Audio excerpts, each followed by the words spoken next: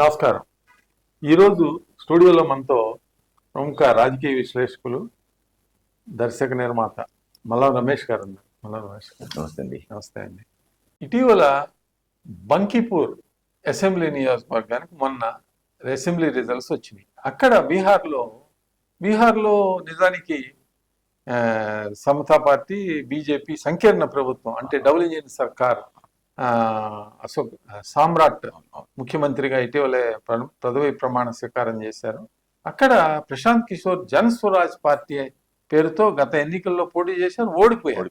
అయితే ఈ బంకేపూర్ అసెంబ్లీ ఉప ఎన్నికలో ఆయన ఘన విజయం, దాదాపు 30,000 దాకా, 29,000కు పైగా ఆయన మెజారిటీతో గెలవటం జరిగింది. దీన్ని ఏ విధంగా చూడాలి? ఎందుకనంటే ఈ ఉప ఎన్నిక ఎందుకు ప్రాధాన్యం అంటే, అక్కడ బీజేపీ రూలింగ్లో ఉన్నారు, సెంట్రల్లో బీజేపీ రూలింగ్లో ఉన్నారు. ఇక ఆ నియోజకవర్గం జాతీయ అధ్యక్షుడిది సొంత నియోజకవర్గం. అక్కడ ఆయన తండ్రి గారు 4 సార్లు గెలిచాడు, ఆయన 4 సార్లు గెలిచాడు. అందుకని ప్రాధాన్యత. దీని వెనక కొన్ని ఆరోపణలు ఏమున్నాయంటే, ఈ కాక్రోచ్ జనతా పార్టీ ఏదైతే ఉందో ఇది ప్రేరేపిత, కొన్ని ప్రాంతీయ పార్టీలు కలిసి దాన్ని ఒక కాక్రోచ్ జనతా పార్టీని ప్రమోట్ చేస్తా ఉన్నారు, విదేశీ శక్తులు కూడా, అనేది ఒక ఇది ఉంది. దాన్ని నుంచి రక్షణగా ప్రశాంత్ కిషోర్ని బీజేపీ కొన్ని శక్తులు గెలిపించినాయి. అంటే దానికి పోటీగా ఒక ఆల్టర్నేటివ్ ఓట్ బ్యాంక్ డివిజన్ కోసం అనే వార్తలు వస్తున్నాయి.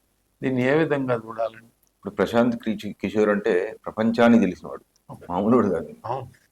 ఫస్ట్ బీజేపీ మోడీ గారి ఎన్నికలకు ముందు బీజేపీ ప్రచారం చేసింది ప్రశాంత్ కిషోరే. ఎలా చేస్తే జనం మొగ్గు చూపుతారు, ఎలా చేస్తే జనం రెచ్చిపోయి అనుకూలంగా 2014లో సూత్రధారి ఇతనే. అట్ ది సేమ్ టైం మన జగన్మోహన్ రెడ్డి చేశాడు, ఇక్కడ కుదరలేదు టీఆర్ఎస్ కి, ఇక్కడ హైదరాబాద్ లో.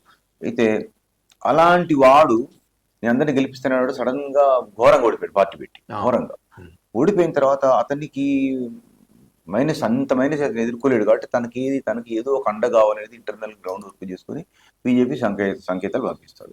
బీజేపీకి ఏంటి, ప్రశాంత్ కిషోర్ని గెలిపించడం వల్ల, ఓడిపోతే జీరో, అతని దగ్గరికి ఎవరు వెళ్ళరు. కాబట్టి ప్రశాంత్ కిషోర్ని గెలిపిస్తే ఒక లీడర్, ఒక వర్క్ తెలిసినవాడు కాబట్టి అతని పక్షాన కూడా కొందరు బీజేపీ వ్యతిరేకులు కావచ్చు, దేశ వ్యతిరేకులు కావచ్చు, ఈ కాంగ్రెస్ సానుభూతి పనులు కావచ్చు, అతని పక్షాన చేరటం వల్ల విడిపోద్ది. దానికి ఉదాహరణ ఏంటంటే, మన హైదరాబాద్ ఎంపీ అసదుద్దీన్ ఓవైసీ ఎక్కడికైనా వెళ్ళి ఏం చేస్తాడు, బీజేపీని బాగా విమర్శిస్తాడు, హిందూ మతాన్ని కూడా పనులు విమర్శిస్తాడు.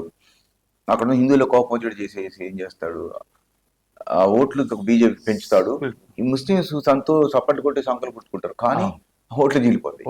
అది బీజేపీకి లాభం. ఇది ఇక్కడ కూడా ప్రశాంత్ కిషోర్ సంబంధించినట్టు కూడా అది కాదు. ఇక్కడ ప్రశాంత్ కిషోర్ కూడా కాసింత లాభమే, ఎందుకంటే రాజకీయ పెరుగుతాడు పోయింది, ఇప్పుడు వచ్చింది. కాబట్టి ఇరు పక్షాల లాభం. కాబట్టి అది వ్యూహాత్మకంగానే జరిగింది, బీజేపీ సపోర్ట్ లో తెలవడం జరిగింది. మరిన్ని అప్డేట్స్ కోసం మా కాయ్ టీవీని సబ్స్క్రైబ్ చేసుకోండి. మా వీడియో కనుక మీకు నచ్చినట్లయితే లైక్ చేయండి, షేర్ చేయండి. మీ విలువైన అభిప్రాయాలను కామెంట్ బాక్స్లో తెలియజేయండి.